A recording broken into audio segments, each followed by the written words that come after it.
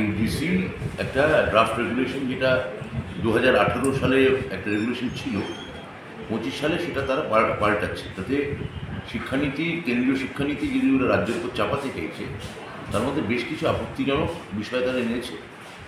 আমরা আজকে মাননীয় মুখ্যমন্ত্রী মমতা বন্দ্যোপাধ্যায়ের অনুমতিক্রমে এবং তার সঙ্গে পরামর্শক্রমে আমরা এই রেগুলেশন বিরোধী রেজলিউশন আজকে বিধানসভায় সমস্ত সদস্যরা মিলে আমরা আজকে পাশ করার।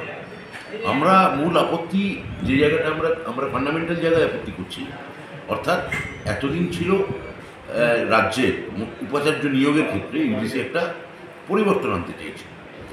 2018-তেও অর্থাৎ বিজেপি নেতৃত্বাধীন ইউজিসি বলেছিল যে 3 থেকে 5 জন আপনারা সার্চ কমিটি করতে পারেন একজন উপাচার্য খোঁজার ক্ষেত্রে।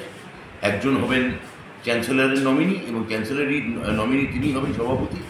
একজন রাজ্য সরকারের, একজন মুখ্যমন্ত্রীর, মানে রাজ্য সরকার মানে শিক্ষা দপ্তরের, শিক্ষা সংসদের, একজন মুখ্যমন্ত্রীর, একজন ইউজিসির নমিনি এবং একজন বিশ্ববিদ্যালয়ের কাউন্সিল নমিনি। এই 5 জনের আমাদের সার্চ কমিটি এই রাজ্যে এখন অবধি বলবৎ আছে এবং অনেক রাজ্যেই আছে। ইউজিসি হঠাৎ করে বলছে 3 জনের সার্চ কমিটি হবে। সভাপতি হবেন ওই আচার্য যিনি নমিনি, মানে অ্যাকচুয়ালি রাজ্যপালের নমিনি।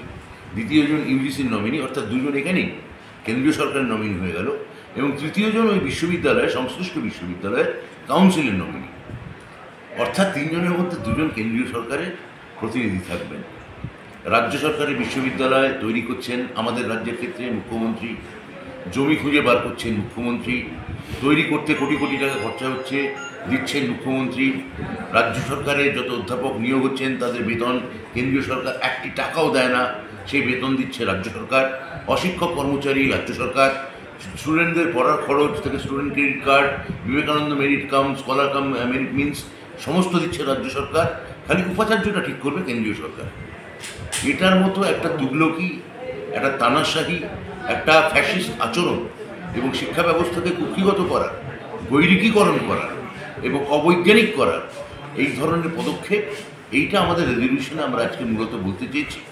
সেটা মাননীয় স্পিকারের অনুমতি নিয়ে আমরা আজকে বিধানসভায় পেশ করি এবং সমবেতভাবে আজকে রেজলিউশনটি পাশ করা হয়েছে। প্রসঙ্গত জানিয়ে রাখা ভালো, 6টি অবিজেপি রাজ্য ইতিমধ্যেই এই রেগুলেশন নিয়ে তারাও তীব্র প্রতিবাদ জানিয়েছে। তবে আমরা আমাদের রাজ্যে, আমাদের বিধানসভায় এটা আজকে পাশ করালাম। আমার কাছে যতদূর খবর আছে অন্য রাজ্যগুলোর ক্ষেত্রে আপনারা যা জানতে চাইছেন, তামিলনাড়ু, কেরালা, কর্ণাটক, পাঞ্জাব, এছাড়াও নর্থ ইস্টে একটা রাজ্য বোধ আপত্তি আমার, মানে সবকটা এই মুহূর্তে আমি দিল্লি আপত্তি জানিয়েছিল, এখন জানি না জানাবে কিনা। ওকে, থ্যাংক ইউ।